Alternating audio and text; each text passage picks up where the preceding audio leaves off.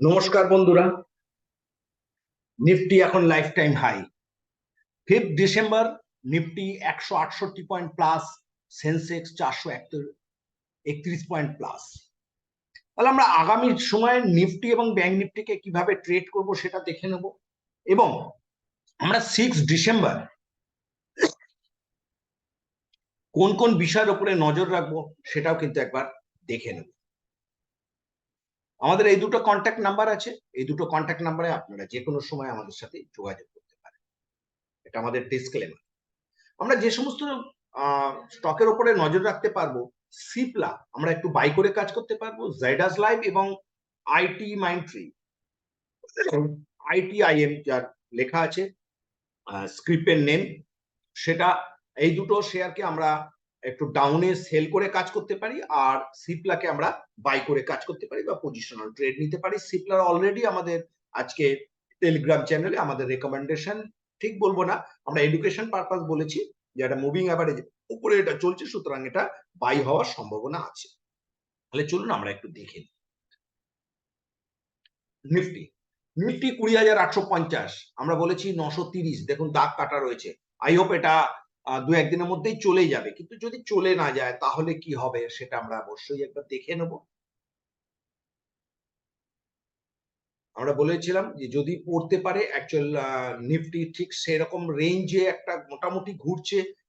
আমার মনে হয় এই যে এতটা উঠেছে, এরপরে নিফটির মোটামুটি একটা স্পিড কমে গেছে। নিফটি কিন্তু এখনো সেই একই জায়গাটাতে রয়েছে। নিফটির কিন্তু আমার মনে হয় এরপরে নেক্সট যে সাপোর্টটা একটু ওপরে উঠে গিয়ে 20,700 লেভেলটাতে নিফটি নেক্সট যে সাপোর্টটা নিতে পারে 20,723 বা 720 নিফটির ক্ষেত্রে একটা রেজিস্ট্যান্স আছে। আর যদি এটাকে ব্রেক করে তাহলে তো নিফটি ওপরে 20,930 খুব সার্টেন ভাবে চলে যেতে পারে। এরপরে আমরা যদি একটু ব্যাংক নিফটির ক্ষেত্রে আমরা আসি, ব্যাংক নিফটির ক্ষেত্রেও কিন্তু একই পজিশন চলছে। ব্যাংক নিফটি কিন্তু আজকে একদম রেঞ্জ বাউন্ড। যদি এই সাপোর্টটা যদি নেয়, আমরা কিন্তু আগের দিন দাগও কেটে রেখেছিলাম 46,656, এটাও সাপোর্টটা নিয়ে উপরে উঠেছে। কিন্তু এই যে জায়গাটাতে রেঞ্জ বাউন্ড করছে ঠিক একই জায়গায় যেখানটাতে সাপোর্ট নিয়েছিল, আগামীকালও সেই সাপোর্টটা রয়েছে 46,655। 46,655টা ব্রেক করলে তাহলে নিফটি কিন্তু, ব্যাংক নিফটি কিন্তু এর মিডল পজিশনটা অব্দি 46,130 বা এই পজিশনটাতে আসতে পারে। ব্যাংক নিফটির আগামীকালের কিন্তু উইকলি এক্সপায়ারি আছে, অবশ্যই আপনারা একটু খেয়াল রেখে কাজ করবেন। এরপরে আমরা আসছি জাইডাস লাইফ। জাইডাস লাইফ কিন্তু যদি আমরা একটু ডে ক্যান্ডেলের দিকে দেখি তাহলে কিন্তু জাইডাস লাইফ এখানে একটা কনসলিডেশন ডবল টপ করে ফিরে আসছে, একটা one type of M formation করেছে।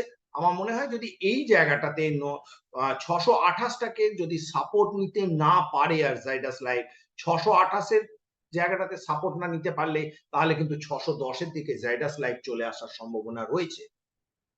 আইসিআইসি পোটেনশিয়াল অনেকটা উঠে ঠিক সেরকমই ডবল টপ করে একবার ফিরে আসছে। আজকে যেহেতু এতটা পড়েছে, আমার মনে হয় কালকে একটা ইনসাইডার বার তৈরি করার চেষ্টা করতে পারে, তারপরে এই জায়গাটাতে একটা কনসলিডেশন ফর্মে আসতে পারে।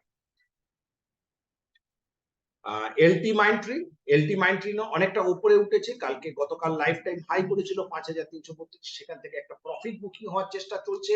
এটাও একটা one type of M formation করছে, কিন্তু এই যে জায়গাটা যেটা যে লো করেছিল সেই জায়গাটা থেকে যদি একবার ব্রেক ডাউন করতে পারে, 5,460-এর নিচে যদি চলে আসে তাহলে কিন্তু এটা 100 থেকে 150 পয়েন্ট পড়ে যাবে। যাদের কাছে আছে তারা একটু প্রফিট বুকিং করে নিতেও পারে বা তারা একটু দেখে নিতে পারে। এটা আমরা একটা সিম্পল এডুকেশন পারপাস আমরা বলছি। আর একটা আছে সিপ্লা। সিপ্লা কিন্তু আপনি দেখতেই পাচ্ছেন অনেকটা পড়েছে, এতটা উঠেছে, এটা ভেরি কনসলিডেশন। বাই চান্স যদি এইখান থেকে একটা ব্রেকআউট করে তাহলে সিপ্লা এতটা চলে যেতে পারে 56। আবার এইখানটাকে যদি কালকে ব্রেকআউট না করতে পারে তাহলে রিভার্সাল ঘুরে কিন্তু আবার এই জায়গাটাতে 1191 লেভেলও সিপ্লা চলে আসার সম্ভাবনা রয়েছে। এই কটা স্টক ছিল আমাদের রেকমেন্ডেশনে। মার্কেট লাইফ টাইম হাই আজকেও, আপনারা অবশ্যই একটু সাবধানে কাজ করবেন।